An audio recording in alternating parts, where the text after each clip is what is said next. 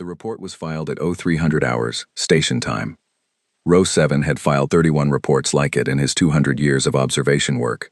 He filed this one the same way he filed all the others. Efficiently. Without ceremony. The way you throw out food that has gone slightly bad. No drama. Just disposal. Earth. Third planet, Sol system. Single inhabited body. Population, approximately 8.1 billion. Technology index, class 1. Intraspecies conflict, ongoing. Unified planetary defense capability, negligible. Threat rating, non-applicable. Recommendation, harvest candidate. Forward to Kreth Expansion Division for processing. He sent it. Made himself a hot drink. The drink was from a world the Kreth had processed 7 years ago. Sweet. A little bitter at the back. He had a whole case of it, because nobody was making more. He did not think about that. The Kreth fleet arrived on a Tuesday. 14,000 ships. The smallest one was 300 meters long. The largest, the command vessel, the Veldara, Veth's ship, the ship he had ridden into 23 first contacts and watched 23 civilizations fold like wet paper. That one was 11 kilometers from nose to engine burn. Bigger than some mountains. Quieter, in the vacuum, than a held breath.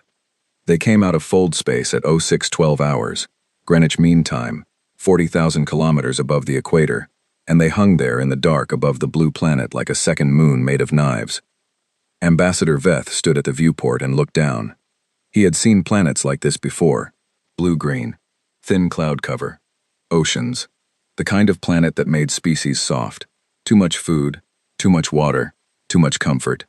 Species from planets like this tended to cry during surrender negotiations. One of them had fainted. Veth had the recording somewhere. He straightened his collar. This is routine, he told himself.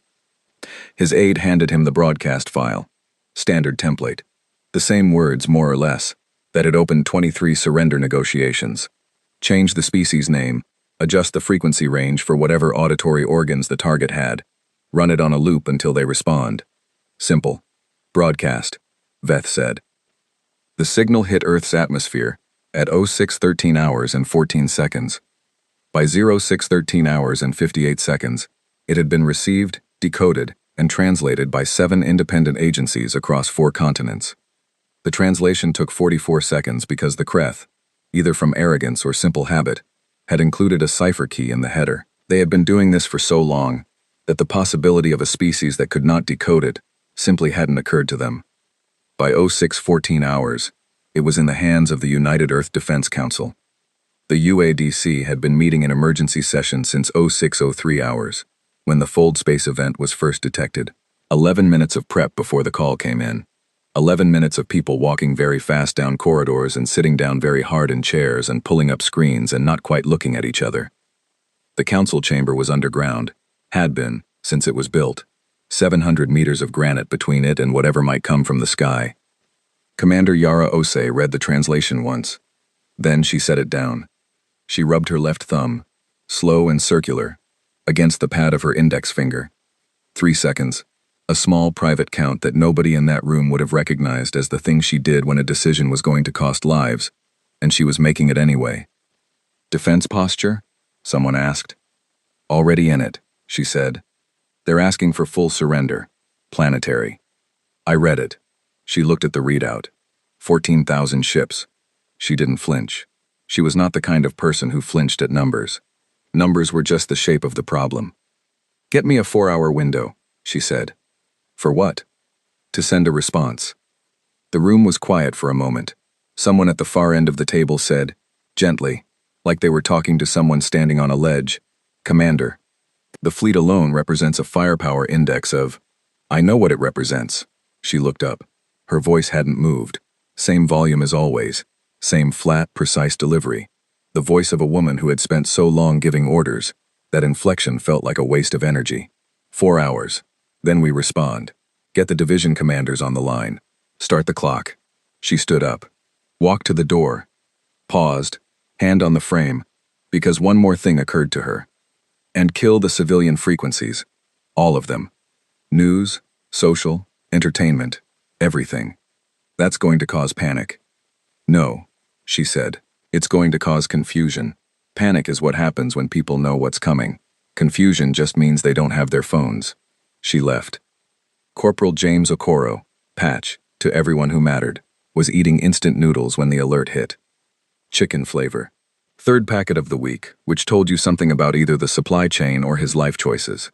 He was sitting in the duty station at CFB Cold Lake, northern Alberta, feet up on the console, watching the screensaver drift across the secondary monitor, thinking about absolutely nothing, which was his preferred state of existence. The alert was a sound he'd never heard in 2 years of active service. Not the usual alarm, not the drill tones, something lower, something that came up through the floor before it came through the speakers. He put the noodles down, looked at the primary screen. The screen had a number on it. He looked at the number for a long time.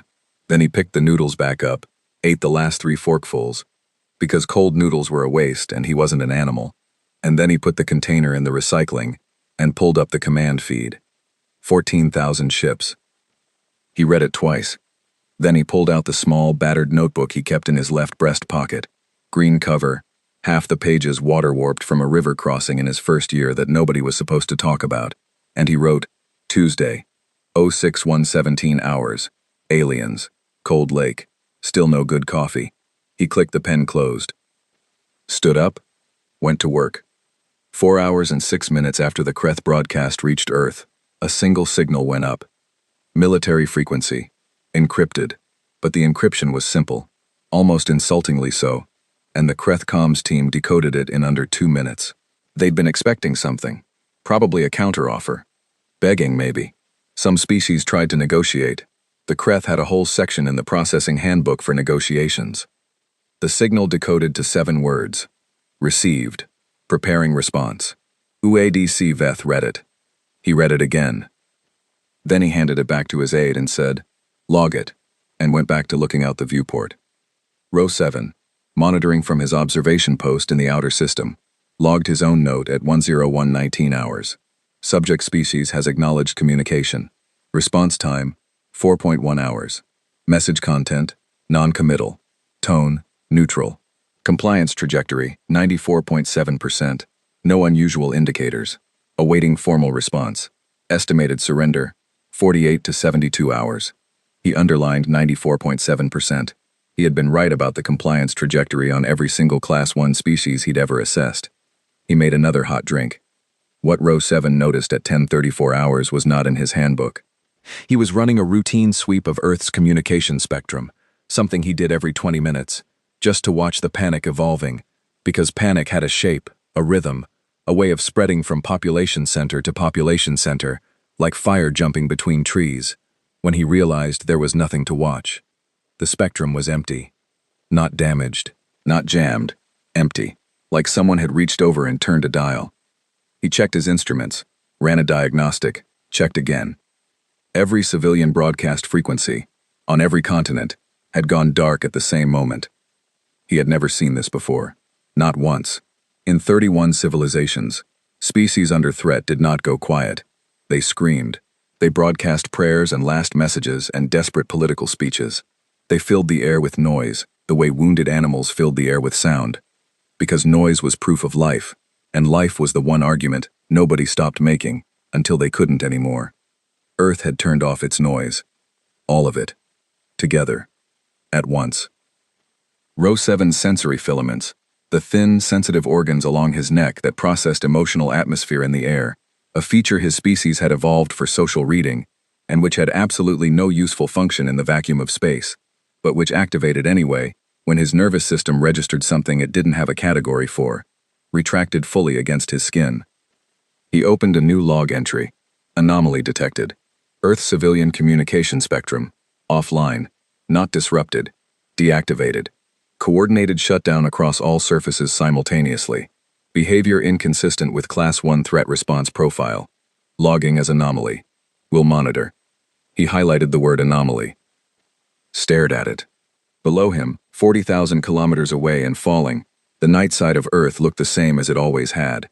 City lights in clusters. The long dark between them. The soft glow of coastlines. A planet sleeping. His instruments caught it first. Thermal blooms. Small, initially. Then more. Then many. rising from every continent in a pattern that was not random, and was not panic, and was not the shape of a species losing its mind under pressure. It was the shape of things waking up. Engines, his instruments told him. Thousands of them.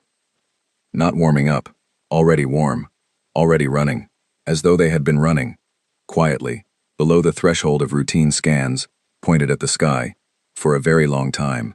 Addendum, row 7 typed. He looked at the thermal map. He looked at it for a long time. Addendum, revising anomaly classification. Earth is not panicking. Earth is not negotiating. Earth is, I do not have a word for this. Earth is becoming something. I am going to need more instruments. He sent an emergency data request to Council Station. Then he did something he had not done in 200 years of observation work. He locked his station door. Aboard the Veldara, Ambassador Veth was eating dinner when his comms officer came in. The comms officer was named Vreth, young, good at the job, had the slightly pinched expression of someone who had learned to deliver bad news carefully. Sir. Earth's civilian frequencies have gone offline. Veth chewed. Offline how? All of them, sir. Simultaneously. About 40 minutes ago. Veth set his fork down. All of them. Yes, sir. Veth thought about this. In his experience, when a species went quiet before a surrender, it meant one of two things. Either the government had collapsed, and there was nobody left to broadcast, or the military had taken over communications entirely in preparation for issuing a planet-wide order. Either way, it was usually the end of their resistance, not the beginning of it. They're preparing to comply, he said. That's one interpretation, sir. He looked at Vreth. What's another? The young officer held his hands in the configuration that meant, in Kreth body language, I am about to say something I don't have enough information to be certain of, and I want the record to show I said so. I don't know, sir. That's the problem. Veth picked his fork back up. Monitor and report, he said. We'll have their formal response within the day. Vreth left. Veth ate the rest of his dinner. Outside the viewport, Earth turned slowly on its axis, the way it had been doing for 4.5 billion years, at a speed and with a patience that suggested it did not particularly care what was in orbit above it. Veth did not notice this. He was not the kind of person who noticed things like that. At 0300 hours, station time, row 7 filed a second report. This one was 2 lines long. Revising Earth threat classification. Insufficient data for new rating. Recommend all Council observers in the Sol sector increase monitoring frequency. He paused. Added a third line. I may have been wrong about this one. He almost deleted it.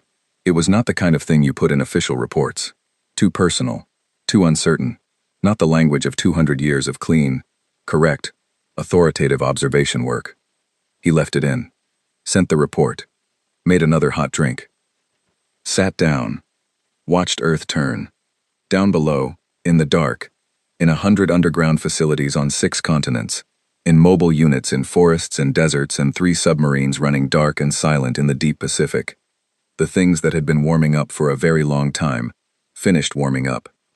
Pachokoro, in his carrier unit somewhere over the Atlantic, wrote one more line in his notebook. They have no idea what they knocked on. He clicked the pen closed. Outside, the stars were very bright. Very many. Very quiet. For now. Ambassador Veth was eating breakfast when the war started. Eggs, the Kreth equivalent, pale yellow, slightly gelatinous, and a reading tablet propped against his water glass displaying the morning's political summaries, none of which he was really reading, because he had read 10,000 political summaries in his career, and they all said the same 3 things, in slightly different orders. He was bored. He was profoundly, cosmically, structurally bored, in the way that only a man who has won 23 times can be bored. Victory had a shape after a while. It was the shape of a Tuesday morning. Eggs, a reading tablet, the distant hum of a fleet so large it bent gravitational calculations. His comms officer knocked. Sir, Earth has gone active. Veth turned a page on his tablet. Define active. Launches, sir. Multiple. We're still categorizing. Missiles? Not exactly, sir. He looked up then. Not because he was worried, because not exactly from a comms officer was the kind of grammatical formation that required a face behind it. Come in, he said. Row 7 saw it first. He saw it because his instruments were better, because he had spent the last 4 hours adding instruments, because something about the thermal map of Earth had crawled under his carapace and refused to leave, because he was, and he would not write this in his report, but he felt it in the thinning of his breath, afraid. The launches came from everywhere. Not from military installations only, not from known defense sites or the locations his preliminary survey had flagged as weapon-adjacent. Everywhere. Forests, deserts, the open ocean, underground, punching up through ground that showed no surface signature at all until the moment it opened. He watched the map and it was like watching a planet turn itself inside out, like watching something that had been folded very small, very carefully, for a very long time, unfold all at once. He started counting. He stopped counting. His instruments did it for him. 4,200,000 and some number of units after that, which the counter was still calculating when the first wave hit the Kreth fleet. Point defense was the Kreth's best technology.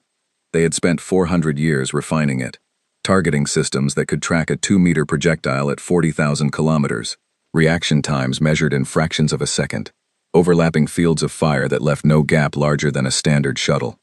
In 23 engagements, no incoming ordnance had ever reached a Kreth hull.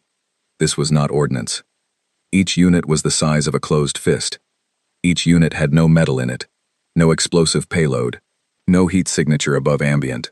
They came in loose, irregular formations that the targeting system's pattern recognition software cycled through 17 classification attempts on, in the first 2 seconds, landing on debris field before the software was overridden by the officer watching the screen who said, very quietly, "That debris field is accelerating."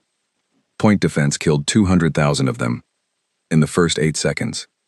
It killed them efficiently and precisely, and it killed exactly as many as its overlapping fields of fire could process in that window, and then the remaining 4 million crossed the threshold and hit the fleet.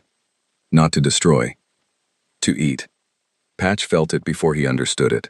He was in a transport carrier, mid-Atlantic, strapped into the jump seat with 11 other soldiers, who were all performing various versions of the same act, staring at something near their feet, breathing in a particular way, not talking. The carrier was dark except for the instrument panels and a thin strip of emergency lighting along the floor that turned everyone's face the color of old bruises. The readout on his wrist unit changed. Numbers, ship counts, status indicators flipping from green to yellow to red in patterns that started slow and then didn't. He watched it for a while. Pulled out his notebook. 09-118 hours. First contact plus 4 hours. The maths are happening. Don't look at the maths if you want to sleep ever again. He clicked the pen. The soldier next to him, a woman named Castillo, Sao Paulo, never spoke unless she had something worth saying, which made her the finest human being Patch had personally encountered in 2 years of service. Looked at the wrist readout and said, very quietly, 3,000. He looked at her. 3,000 gone, she said. He looked at his own readout. She wasn't wrong. 3,114 Kreth ships had gone dark. Not destroyed. Not burning. Dark, silent, blind and deaf and full of crew who were trying to understand what was happening to their sensor arrays, their communication systems, their navigation beacons, trying to find the things taking them apart with hands that could not feel anything smaller than a standard tool. The units were smaller than a standard tool. Patch wrote, "Gnats. They sent gnats. 4 million gnats." He stared at that for a moment. We sent gnats to fight the fleet that came to end us. Wild. Veth reached the command deck in time to watch the 6th ship go dark. He stood at the main display and he watched the status indicators. And he was very still in the way that predators are still, not calm, not frozen, but concentrated.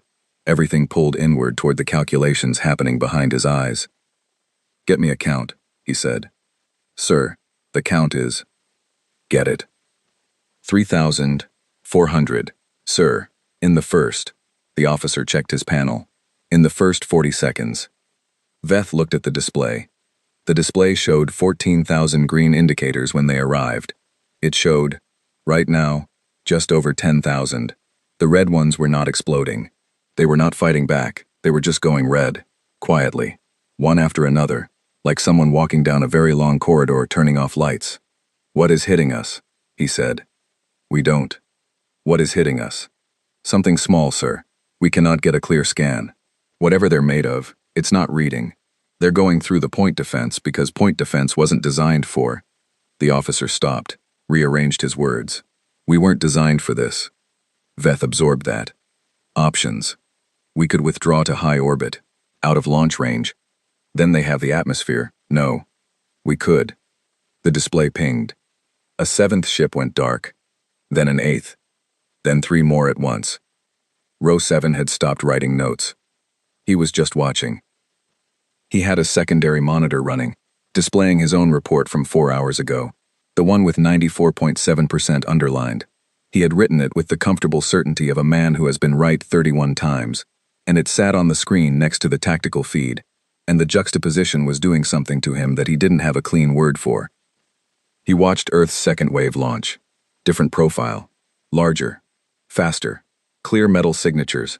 These ones the sensors could see coming, which he initially registered as a correction, an improvement in targeting odds. Then he understood what they were for. The first wave had eaten the eyes, the ears, the voices. The second wave was for the ships that couldn't see it coming. He watched 10,000 Kreth vessels try to coordinate a response with no sensors, no communications, no navigation data. He watched them fire into each other twice. He watched 3 ships attempt to run and fold into each other in the dark. He opened a new log. Hour 1. Kreth fleet, compromised. Earth losses, none confirmed. Tactical analysis. Earth did not attack the fleet. Earth attacked the fleet's ability to understand what was happening to it. There is a meaningful difference. I am still working out what the difference means. He paused. The difference is this. You can fight something that is trying to kill you. You cannot fight something that is trying to confuse you. Because confusion is not a position. You cannot hold a line against it. You cannot retreat from it. You are simply inside it. The Kreth are inside it. He saved the entry. Opened a new one. Hour 1. Addendum. Earth has lost 14 personnel. 14. In 1 hour. Against this fleet. He stared at the number. 14. He could not make it mean what it should mean. A number that small, in a context this large, did not resolve into sense. It sat in his mind like a stone dropped into water that refused to sink, just floating there, turning slowly, waiting for him to understand something he did not yet have the frame for. He sent an emergency transmission to the Galactic Council. It contained coordinates. 1 word. Watch. Patch's carrier broke atmosphere at 10:41 hours. He felt it, the shudder, the pressure change, the sound shifting from nothing to something, as air happened around them again. The strip lighting flickered. Someone across the carrier said something in a language he didn't catch. Castillo was asleep. She could sleep through anything. He had once watched her sleep through a fire alarm and a subsequent actual small fire. He envied that. His wrist readout showed 4,400 now. He hadn't meant to look. He'd made a decision not to look. The maths would still be happening whether he watched it or not. He looked anyway. 4,400 Kreth ships. Gone dark or gone entirely. In 1 hour.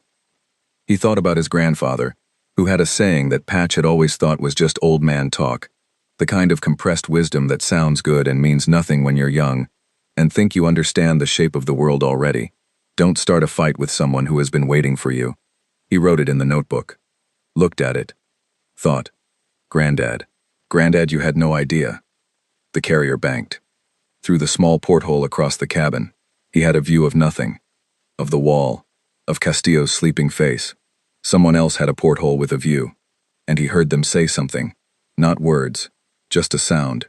The particular catch-in-the-throat note of a person seeing something they do not have the vocabulary for yet. What? Patch said. The soldier with the porthole. New transfer name Patch read. Okonkwo.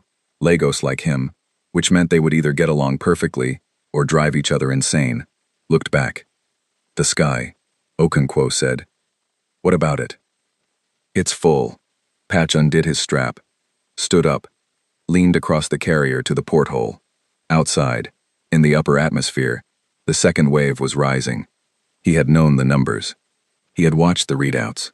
Numbers and readouts are a way of knowing something without feeling it, and he had been relying on that distinction for the last 2 hours. But here was the thing itself. Not a readout. The sky, full of it, rising in columns from every direction he could see, spreading into the black at the edge of the atmosphere, the geometry of it so large that it bent perspective, that it made the horizon feel like a detail rather than a boundary, that it made the planet below feel like it was reaching up, like something that had been pushed down for a very long time was standing. He looked at it for a long time. Okonkwo said, "You know what it looks like?" "Don't say it." "It looks like—" "I know what it looks like." He went back to his seat, sat down, picked up the notebook, wrote, "They came 400 light-years to die confused. Their mistake wasn't coming. It was coming certain." He underlined certain, clicked the pen.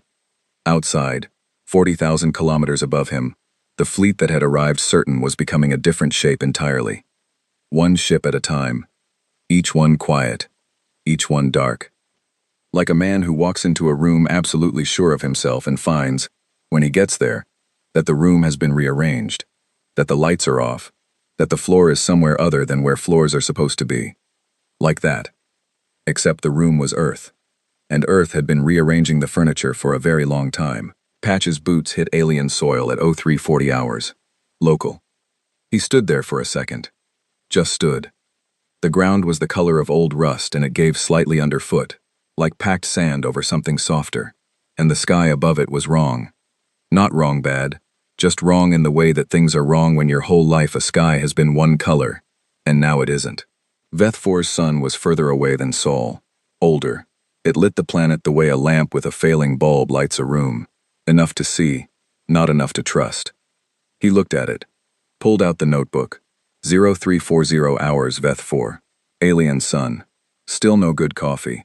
Ground feels like walking on a bruise. He clicked the pen. Castillo landed behind him, boots finding the rust ground without looking, the way she did everything. Like the world was expected to arrange itself correctly, and usually did. She looked at the sky. She said. That was her whole review of a planet 40 light-years from everything she had ever known. Patch loved that about her. The Galactic Council watched through Row 7's feed. All 47 of them. This was not normal procedure. Council observation sessions were filed, archived, reviewed later by specialists who wrote papers that other specialists read and filed and reviewed. They were not attended live. They were not watched the way you watch something you are afraid to look away from. But Row 7's emergency transmission, coordinates, watch, had moved through Council Station at 0200 hours, and by 0230 the chamber was full. Nobody had called the session. They just came. They stood at the feed and watched a human fleet follow the retreating Kreth into fold space, and nobody said anything because nobody had a frame for what they were seeing, and you do not comment on something you don't have a frame for. You just watch. The eldest delegate, So Varan, 1,400 years of service, had watched species born and burned, kept her emotional register so flat that junior delegates sometimes checked her vital signs, stood in the back corner with her hands folded and her eyes on the feed. Row 7, watching his own feed in his locked observation station, pulled up the council chamber's secondary monitor. He watched them watching. He had never seen So Varan's filaments move. They were moving now, small, barely visible, the way a person's hands move when they're trying not to show that their hands are shaking. He logged this, did not know what to do with it.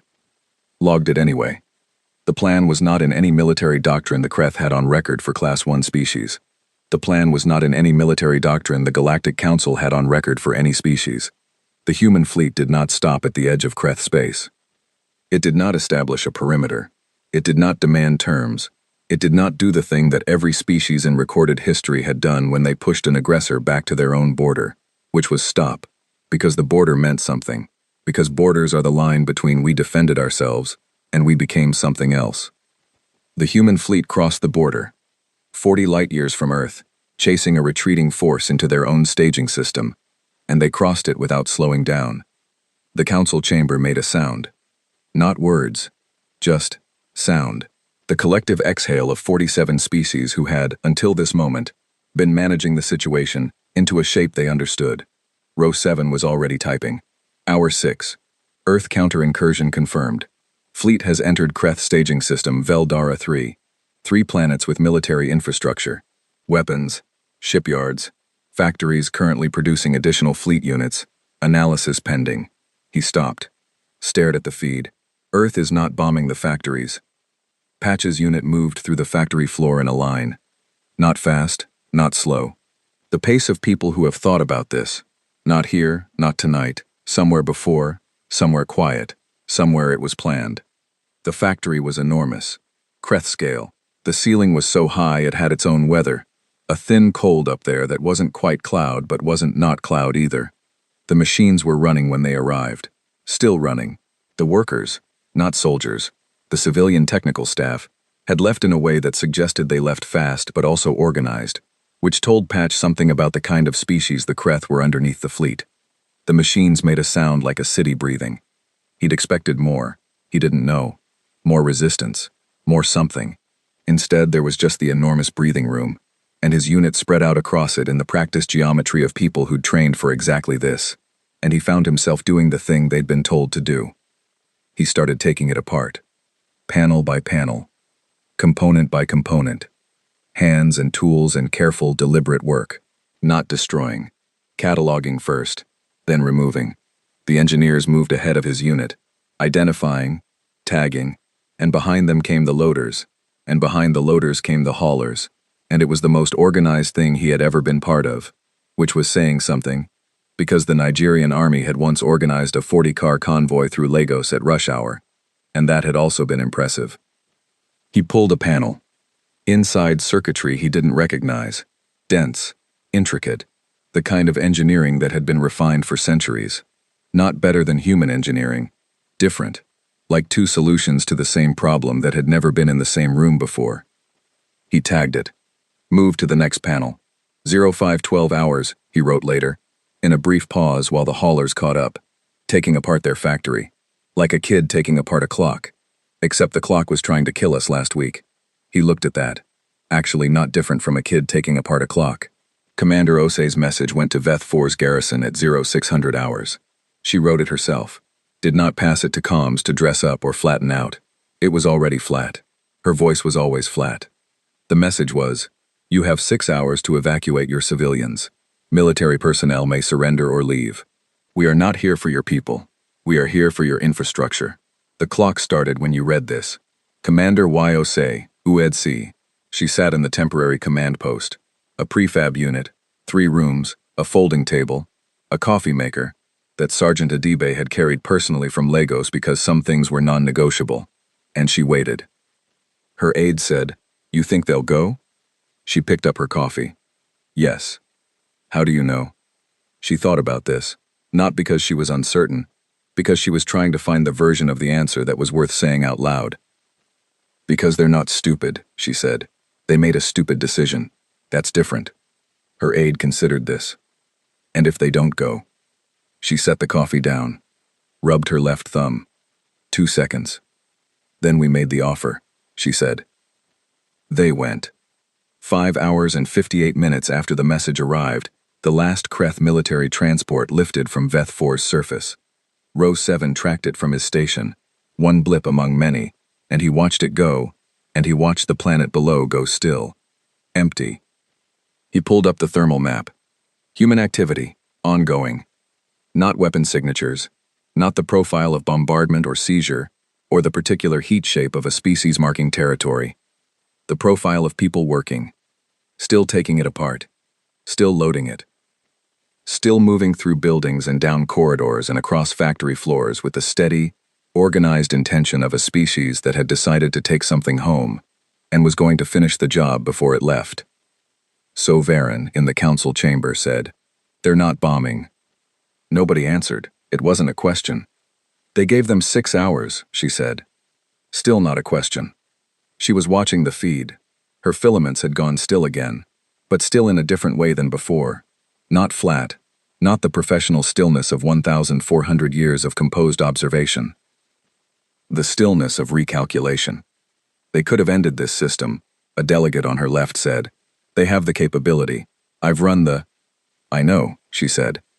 Then why? I don't know. She turned from the feed for the first time since the session started. Looked at the room. 47 species. 47 sets of eyes. Sensory organs. Filaments. Photoreceptors. All of them doing variations of the same thing she was doing. Trying to put Earth in a box. They're not interested in this planet, she said. They're interested in what was built here. And they gave the inhabitants time to leave. Row 7, watching the secondary monitor, wrote, "So Varen does not say things she hasn't thought through. She has been thinking through this for 6 hours. Log, she does not have an answer. First time in 200 years I cannot find a record of So Varen without an answer." Patch was eating a protein bar on the steps of what had been the garrison's command building when Ose walked past. He stood up.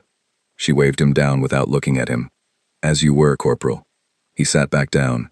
She walked into the building. He watched the door for a moment, then looked back out at the factory district. The haulers were still moving. The sky was doing the thing it had been doing all day. That old lamp color. That light. That felt like it was apologizing for something. He thought about his grandfather again. Not the saying this time. Just the man. Old house in Surulaire. Walls covered in photographs of people Patch had never met. Family that predated photographs. A whole chain of people who had survived things that should have killed them, and had somehow produced, at the end of the chain, a 23-year-old corporal eating a protein bar on an alien planet, 40 light-years from the street where his grandfather had grown his tomatoes. He thought, "Granddad, you would not believe this Tuesday." Then he thought, "You would absolutely believe this Tuesday." Castillo sat down next to him. They watched the haulers for a while. "You know what they thought?" she said. "Which part?" "All of it. Coming here. The whole thing." She chewed her own protein bar. "They looked at us and saw a species that couldn't agree on anything. Different countries, different languages, fighting each other, couldn't possibly coordinate." "Yeah. They weren't wrong, technically." "No. She stopped, thought about it. "We coordinate when it matters." Patch nodded. Wrote in the notebook, "Granddad used to say, don't start a fight with someone who has nothing left to lose." These Kreth started a fight with 8 billion people who had everything to lose. Same thing, turns out, when everything's on the line. Even people who disagree about everything agree about that. He stared at that.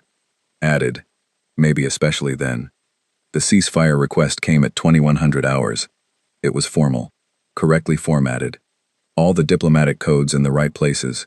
Whoever drafted it on the Kreth side had done it properly, carefully. The way you do something when you want the record to show you did it right. It reached the UED-CAC at 2100 hours and 11 seconds. The UED's response went out at 2111 hours. 11 minutes. Not 72 hours. Not a day. Not a political meeting with 17 subcommittees. 11 minutes. The response was 5 words. Received. "We'll finish first." UEDC in the council chamber. The delegate who had been most vocal, a Tresh named Orvek. Young, experienced enough to have opinions but not enough to know when to keep them, said, "That's not a ceasefire response. That's a schedule," said Sovereign. He looked at her. "They're telling the Kreth when this will end," she said. "Not asking. Telling. When they're finished taking what they came for, they'll go home." She turned back to the feed. "They are keeping their word about the civilians. They will keep their word about this." "You sound like you respect them." "I'm afraid of them," she said. The room went quiet. Sovereign. 1,400 years. 31 species observed. Wars witnessed. Civilizations catalogued. The woman for whom the concept of afraid had become, across 14 centuries, a largely theoretical category. "Not because of the weapons," she said, before anyone could ask. "Not because of the ships, or the drones, or the capability." She looked at the feed. Humans moving through an alien factory in the dark, careful, organized, thorough, taking what they wanted, and leaving everything else. "Because they know exactly what they're doing," she said, "and exactly when to stop." Row 7, alone in his locked station, did not write anything for a long time. Then, addendum. "Final note before I sleep. They could have ended a species today. They sent a schedule instead." He saved it. Looked out the viewport.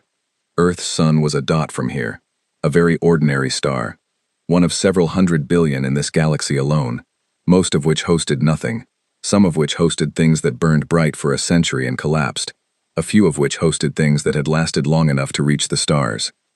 One of which hosted this. He turned off the light, slept badly, dreamed, in the formless Row 7 way, of a planet rearranging furniture in the dark, getting it exactly right before anyone arrived, like it had been expecting company for a very long time. The list was 2,241 names long. Ose read it the way she read everything, straight through. No skipping, no scanning ahead. Each name got the same count of time. Not equal time, the same time. The distinction mattered to her in a way she had never explained to anyone, and would not start now. It took 3 hours and 14 minutes. When she finished, she closed the file. Sat. The coffee had been cold for 2 hours. She drank it anyway. Patch came home on a Wednesday. Lagos. The airport smelled like diesel and fruit and the particular humid weight of air that had been breathed by too many people for too long. And he walked through arrivals with his bag over one shoulder and his notebook in his breast pocket, and he found his mother at the barrier before she found him, which is how it always went. She had a talent for looking everywhere at once, and he had a talent for seeing her before she turned. She turned. He raised one hand. She walked to him. She didn't say anything. He didn't say anything. She put one hand on the side of his face, the way she had done since he was 3 years old, and had come home with a cut above his eye from a fall she hadn't seen. The specific touch of a woman taking inventory. He was there. He was all there. She took her hand back. "Come," she said. "I made rice." He followed her out into the heat. The jollof was better than anything on Veth 4. He would not have said that in front of Castillo, who had opinions about Brazilian cooking that she defended with the energy of someone who had never considered the possibility of being wrong. But it was true, and he held it privately, like a warm thing in his chest. His mother sat across from him and watched him eat. This was her version of a debriefing. She had never asked him about his service, not in 2 years, not in a single call, not once. She asked about his sleep, his food, his feet, because her theory of the human body was that if those 3 things were managed, everything else would eventually sort itself out, and he had decided she was probably right.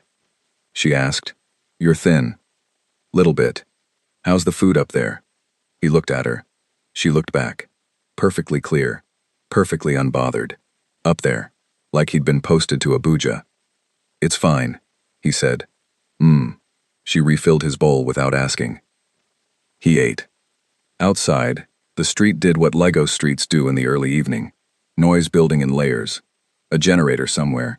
Music from a window 2 floors up. Someone laughing at something. The city perpetually performing its own existence like it needed the audience to confirm it was real. He had been 40 light years away. It had been 11 weeks. The street sounded exactly the same. He thought, some things don't update, some things just stay. He did not write that in the notebook. Some things were for the notebook, and some things were for inside, and the line between them was a line he had drawn himself, and maintained carefully, and would not explain if asked. The Galactic Council convened at 900 hours, station time, 47 species. The chamber had a capacity of 60 delegates, and it was using all 60 seats, which had not happened in Row 7's recorded institutional memory. He was present in observer capacity, which meant he sat to the left of the main floor in a chair that was slightly too small for him and took notes. He was always taking notes. He had stopped trusting himself to remember things correctly. The first item on the agenda was reclassification. Not Earth's classification, everyone's. The delegate from the Tresh opened it. Young Orvek, who had been almost vocal in the last session, and had spent the intervening weeks apparently deciding to become fully vocal. Every Class 1 assessment in this council's database was built on the same model. The model is wrong. We are requesting a full audit of every civilization currently rated non-threatening. Silence. Not the silence of disagreement.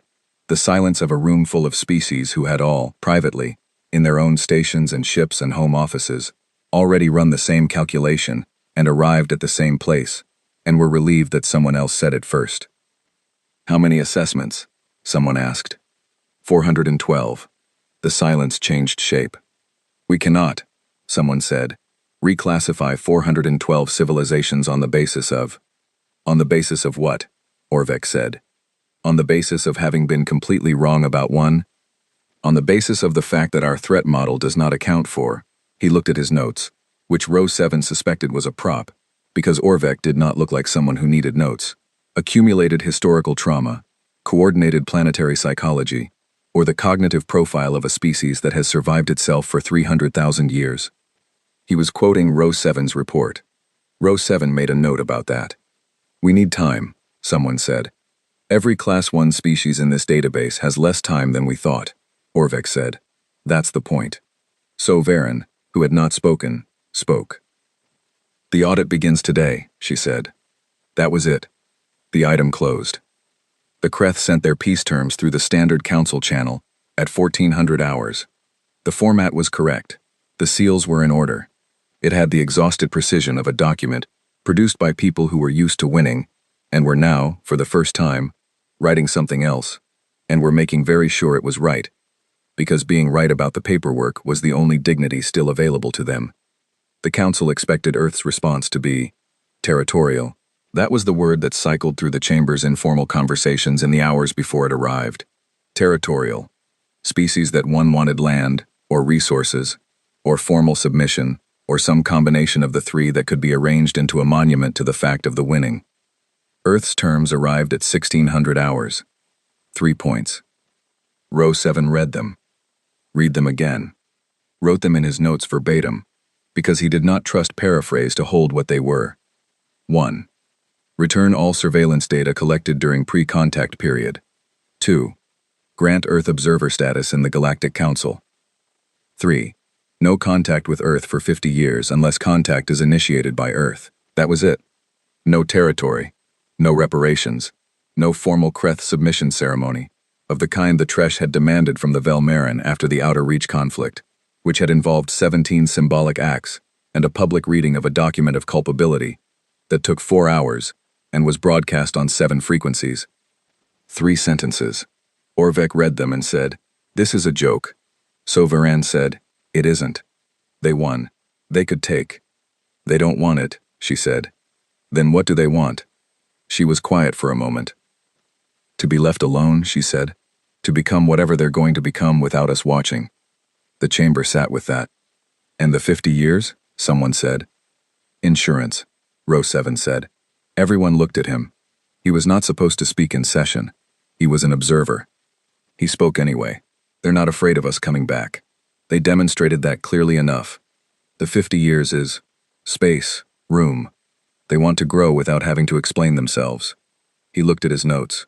"They showed us what they are under pressure. Now they want time to figure out what they are without it." The Chamber was quiet. Then Sovereign said, "Accept all 3. Nobody argued. Ose was in her office when the terms were formally accepted. Her aide knocked, told her. She nodded, said, "Thank you." The aide left. She sat. The office was almost empty. She had been packing for 2 days. Slow, methodical. The kind of packing that is also a kind of accounting. Books, documents. 3 citations in frames she had never hung. A plant that had somehow survived 11 months of irregular watering, which she respected enormously. And the photo. It was near the bottom of the second box, which is where things go that you're not ready to see but also not ready to leave behind. Her daughter, age 7, standing in the backyard of the Accra house, holding a telescope she had made herself out of cardboard tubes and the lenses from a pair of broken binoculars. Holding it up at the sky, eyes squinted, completely serious. The expression of someone who has decided that the sky is a problem to be solved, and she is the one who will solve it.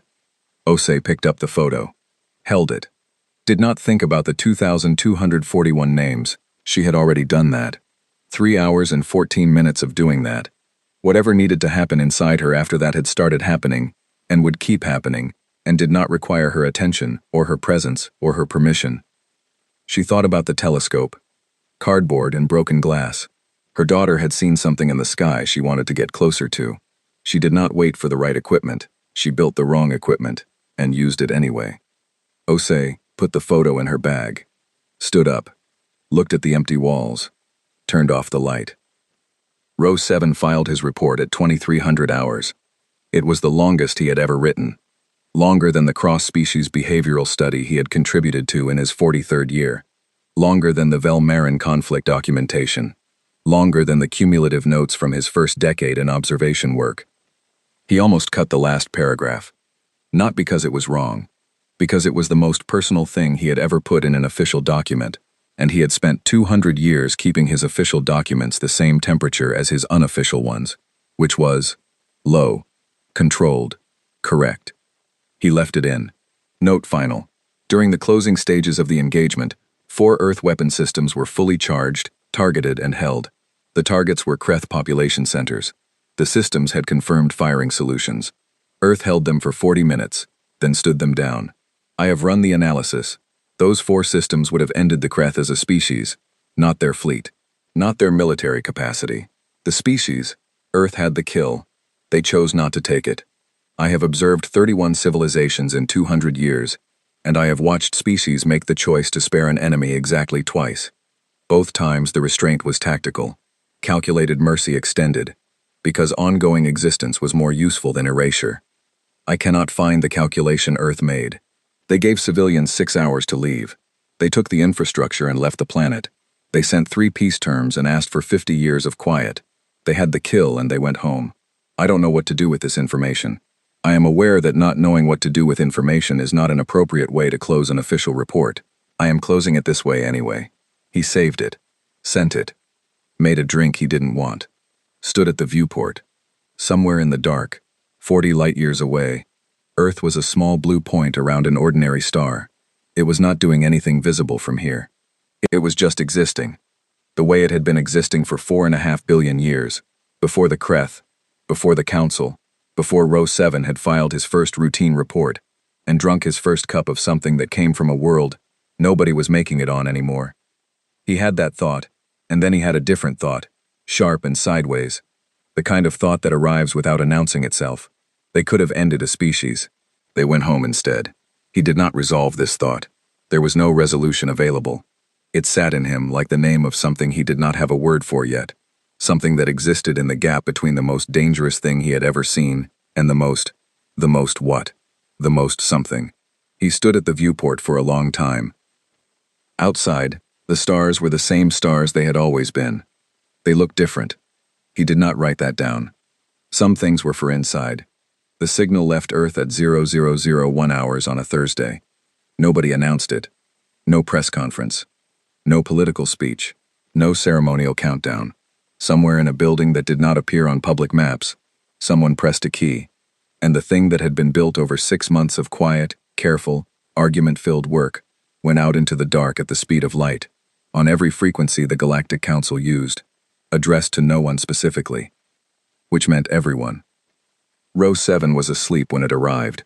He felt it before he heard it, a vibration in the station's receiver array, a change in the ambient hum that his sleeping body registered as wrong but not danger, the way you feel a door close in another room without waking up. He woke up, looked at the receiver, looked at the origin coordinates, sat up. The transmission was 4 hours and 17 minutes long. He listened to the first 40 seconds and then he stopped. Not because he didn't want to hear it, because he needed to be sitting differently. He moved from the cot to the chair at the main console, the proper chair, the one he sat in when he was working, when he was thinking, when the thing in front of him required the kind of attention you cannot give from somewhere comfortable. He started again from the beginning. It opened with music. Not one kind, not an overture or a representative sample, curated by committee to present a balanced cultural portrait. All of it, stacked and layered and bleeding into each other. Something with drums that hit like a physical argument, and something with strings that hurt in the specific way that things hurt when they are beautiful, and you know they will end. And underneath both of those, something older, a single voice, in a language Row 7's translator couldn't parse, singing the way people sing when they think nobody is listening, which is the only way singing is ever true. It ran for 6 minutes. Then it cut. A child laughing. 3 seconds. Then a man's voice, low, telling a joke in a language Row 7 recognized, the one from the coastal region of the large western continent. The punchline was delivered, and someone off-mic laughed before it landed, the laugh of someone who already knew the joke and couldn't help it. Then that cut too. Row 7 stopped writing notes at the 11-minute mark. He had been trained to take notes. 200 years of training. You observe, you record, you file. The notes are the job. The notes are the only thing that outlasts you, and you are the only thing that outlasts the moment. So the chain is moment, observer, notes, record, time. He stopped. His hands stayed on the console. He just listened. A city after rain. Someone running. Not from anything. The sound of it was wrong for fear. Toward something, maybe. Or just for the feeling of it. Feet on wet ground. Breathing hard. The city opening up around the runner in the way cities do at night when most of the people have gone inside. Running because the body wanted to. Because it could. A hospital room. Row 7 knew the acoustic signature of medical spaces. He had catalogued enough of them. The particular silence that is not empty but held. A machine, somewhere, measuring something. And then, a hand. The sound of a hand finding another hand in the dark. The small, unmistakable sound of fingers closing. And a voice saying nothing. Saying only, present. Still here with you. Row 7's filaments extended fully. He had not felt that in a long time. He did not retract them. The transmission did not organize itself. This was the thing that kept catching him. Every diplomatic broadcast he had ever received from a species making first contact with the Council had structure, introduction, credentials, cultural summary, political statement, request. The architecture of a species presenting itself as it wanted to be seen. This had no architecture. It had the shape of a life. Not one life, many.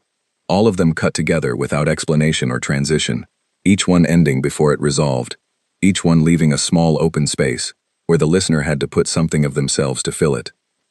A woman planting something in ground that was not good ground. Her hands working the soil, with the focus of someone who has made a private bet with the future. I will do this now, and something will come of it later, that I will not see. The patience of it, the absolute groundedness of it. A person deciding to participate in time, on time's own terms. Row 7 did not have a word for what that made him feel. He was 200 years old. He thought he had words for most things. A funeral. Rain on a roof. People singing something slow, communal, the kind of song that needs bodies in a room together to work, that does not exist in the version you sing alone, and underneath the singing, the sound of grief that was not trying to be anything other than what it was. Not composed, not performed, not managed. Just present. Just grief being grief in a room full of people who were grieving together, because the only alternative was grieving alone, and they had, collectively, decided against that. Then, a wedding. No pause between them. The same song, faster. Different words. Same room. Row 7 understood then what Earth had done. Not a presentation. A confession. At 3 hours and 44 minutes. A crowd. Enormous. He could hear the size of it before he could understand it, the way a large number of bodies in one place changes the air, makes the air into something denser, something that carries differently. They were watching something. A game, his translator told him. A match. One side scored, or did the equivalent, and the crowd. The crowd. He had observed 31 civilizations. He had been in cities when things went right for them, when the collective held its breath and then released it, when thousands of individuals became, for 30 seconds, one thing. He had never heard anything like this. It was not the volume. It was the quality. Pure. Like a held note from an instrument with no name. Then it faded. The players moved again. The crowd settled back into many. A protest. He recognized the shape of it. People in a street. Signs. Voices raised. The organized chaos of a species arguing with itself in public, because the alternative was accepting something it found unacceptable. Not violent. Loud. Specific about what it wanted. The signs were in 6 different languages. The chanting was in 3. Somehow they were all saying the same thing, which was, "This is wrong and we will not pretend it is not wrong, and we will stand in this street in the rain until something changes." The rain was there again. It rained a lot, in the transmission. Row 7 began to think rain was not incidental. 4 hours and 9 minutes. A backyard somewhere. Evening. Insects. The slow, low sound of a settlement cooling after heat. A child. Small, recently walking, still at the stage where walking was an ongoing negotiation with gravity, rather than an agreement. The child walked. Fell. There was a breath. An adult nearby. Watching, not moving. The specific held breath of someone who has decided to let the falling happen because the getting up is the point. The child got up. Walked. Fell. Got up. Row 7 realized he had been holding his breath too. He released it. The child walked 4 steps. 5, 6, and a wobble, and then 7, and then a sound from the adult. Not words. Something before words. The sound a body makes when it has been trying very hard not to celebrate too early, and has just lost that fight. The child fell again. Laughed. Got up. Then, Commander Osei's voice. He recognized it. He had listened to every UEDT broadcast from the engagement, every command frequency intercept, 200 hours of her voice, at the same controlled volume. The voice of a woman who had decided that tone was a resource, and she would not spend it. Same voice. Same volume. We didn't want this war. We won it anyway. We could have gone further. We didn't. This is what we are. We are going to be out here now. We thought you should know us before you make any decisions. Silence. 4 hours and 17 minutes of transmission. And then, nothing. Just the carrier frequency. The signal still open. Earth still transmitting. Silence. The council chamber received it at 0900 hours. Station time. All 47 species.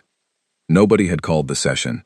They just came, the same way they came for the battle feed, pulled by something that did not have a name yet, the feeling that this was not something to learn about later. They listened. Row 7 watched them on the secondary monitor. He watched Orvek, young, vocal, constitutionally unable to be still, sit completely still for 4 hours and 17 minutes. He watched delegates he had never seen touch each other. Small contact, a hand on an arm, a shoulder pressed to a shoulder. Species that did not share physical space, sharing it. He watched Sovereign. She was in the back corner. Same corner as always. Hands folded. The professional stillness of 1,400 years. At the child walking section, 4 hours and 9 minutes, her hands unfolded. She pressed them flat on the console in front of her. She looked at them, like she was checking something. The session ended at 1,418 hours. Nobody spoke for 40 seconds after the transmission closed. Then Sovereign said, to no one in particular, her voice doing something it had not done in any recorded session in Row 7's institutional memory. They grieve. A breath. They still grieve, and they plant things anyway. For 11 days, no species contacted Earth. Not the Kreth, not the Council, not the 17 civilizations that had been quietly upgrading their diplomatic monitoring of the Sol system since the engagement ended. Not the 3 species that had been composing formal introduction transmissions for 6 months and had been waiting for the right moment. 11 days. The silence was not fear. Row 7 was certain of this. He had heard fear silence before. The quiet of species that had received a threat and gone to ground. The held breath quiet of civilizations deciding whether to run or comply. He had logged that silence 31 times. This was different. This was the silence of 47 species, sitting with something they had been handed and did not want to put down yet. The silence of not wanting to be the first one to speak, because speaking would end it. Because the thing they had been given was complete, in itself, and the correct response to a complete thing is not words, not immediately. First you sit with it.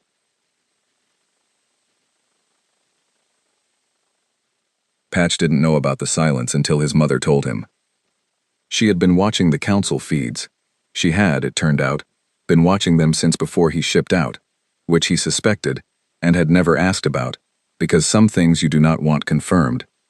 And she came into the kitchen on day 4 of the 11 and said, without preamble, while he was making eggs, "Nobody's talking." He looked up. "Out there," she said, after the broadcast. Nobody said anything. He considered this. "Good," he said. She looked at him. "They're thinking," he said. She watched him for a moment in the way she had always watched him. Inventory, assessment, the rapid calculation of a woman who had raised something she did not entirely understand, and had made peace with that. She said. She sat down at the table. He made her eggs too. Row 7 filed his final report on day 12.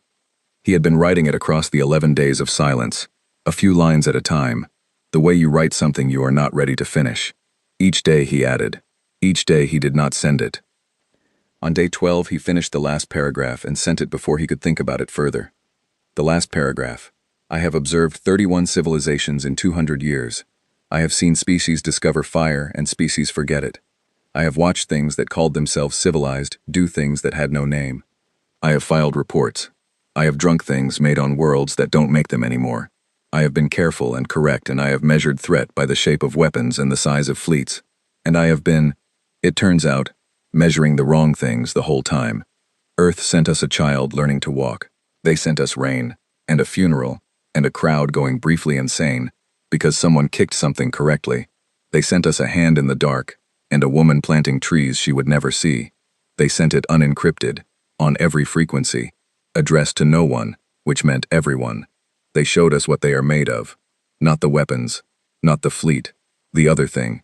The thing underneath the weapons that makes the weapons make sense. The specific human terror of losing what they love, and what they will do, and how far they will go, and how carefully they will stop, because of it. Classification, revised. New classification, unclassifiable. Notes field. I don't have another word for it. I tried. Human will have to do. End of report. He sent it. Closed the console. Sat back. Outside the viewport, the stars were exactly what they had always been. Indifferent, numerous, old in a way that made everything else feel like a conversation happening in a room they hadn't noticed yet. He looked at them. He thought about the child. 6 steps. Wobble. Fall. Laugh. Up again.